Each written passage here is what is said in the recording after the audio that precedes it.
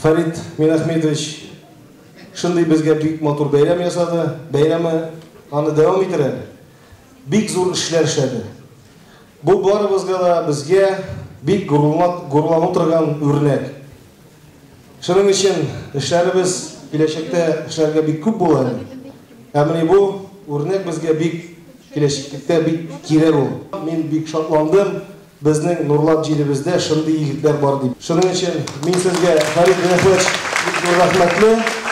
Үземдән, менә халкыбыздан, бөтен Нурлат халкыбыздан шундый изге эшләр эшләдегез сез. Шын күңелдән сезгә бөтенегезгә күп итеп рәхмәт әйтәсем килә. Менә авылның ямен саклап торган өчен менә бөтенегезгә сау-сәламәтлек, гаилә бәхетләре, күп итеп уңышлар теләп калам.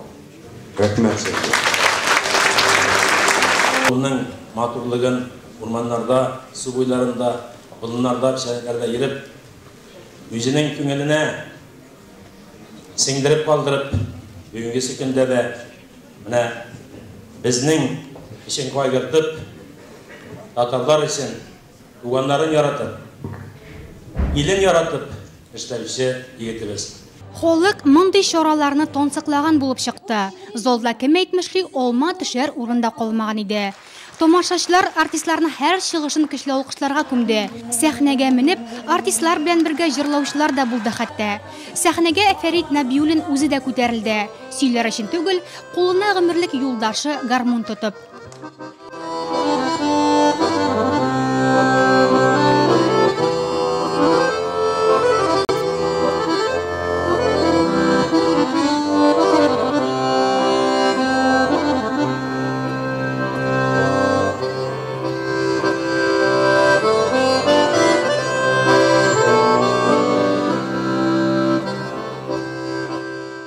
Бөтен балачагым авылда узды мин.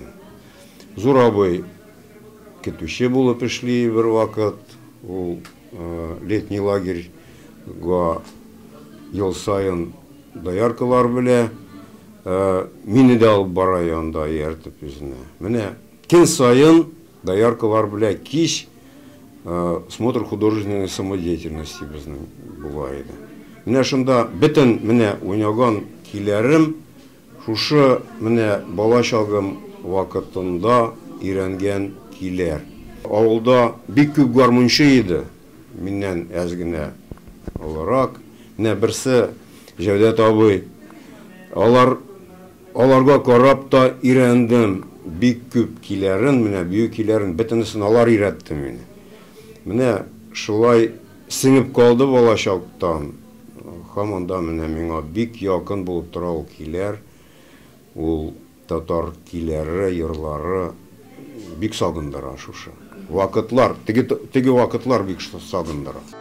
Музыкаль гаиләдә тәрбияләнгән Фәрит Минахметовичның уллары да җыр-моңга гашык икән. Шуларның олысы консерватория тамамлаган һәм байтак музыкаль бәйгеләрдә катнашып, Төньяк Уралда танылу тапкан Салават белән бергә башкарган көйләрне дә халык алкышларга күмде.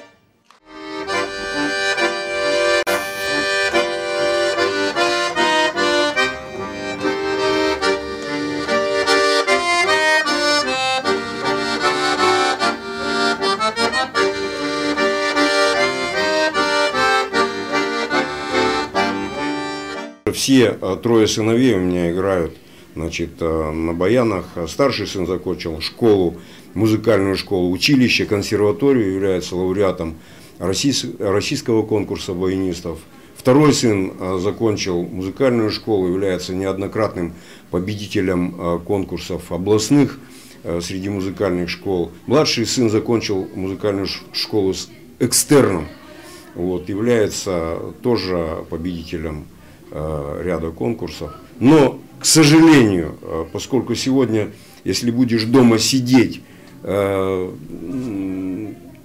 тебе не принесет блага, да, они сегодня в большей степени занимаются работой, бизнесом, горнодобывающим бизнесом. Он отвлекает очень много времени, поэтому возможности вместе играть вот всем, допустим, нам четверым, нет. Хоть я родился и вырос на Урале, да, но все равно, то есть отчизна, она где-то вот подсознательно все-таки в Татарстане. Я и в Казани люблю бывать.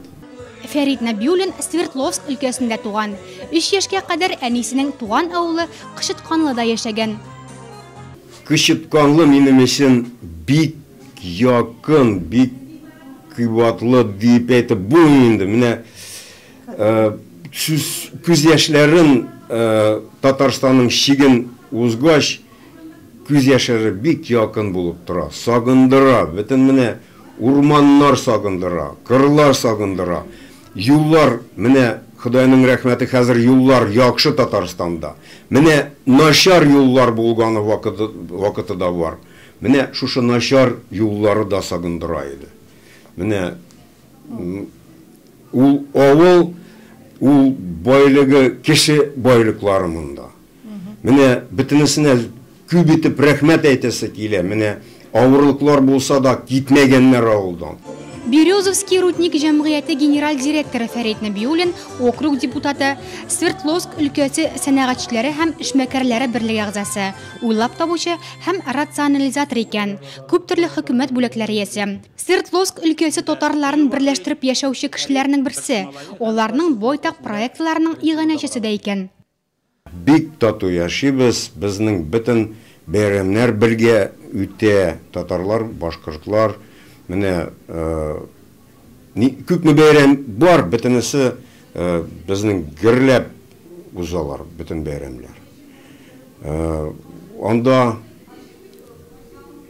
менә Березовский шәһәренең 30% татар башкорт. Березовский шәһәренең бик көчле совет, директор советлары. Менә бөтен бәйрәмнәр, неважно. Урыс мөсин, татар мөсин, немец мөсин, бөтен бәйрәмнәргә бөтенесе катнаша. 3 сәгать дәвам иткән концертны халык кем әйтмешли, тын да алмыйча тамаша кылды. Халыкның басып алкышлавы якташларына тирән рәхмәт йөзеннән иде. Мин нинди эш белә шөгыльләнмәсәм, гел менә ниндидер изюминка тауып эшләргә тырыша идем. Неважно, ана кирәк белә эшлисеңме, балта белә эшлисеңме, механизм белә эшлисеңме. Менә шушы эшне яратып эшләсәң, любой эшне, ул менә кире шундый благо бирә сиңа. Байлык дип санамыйм мин.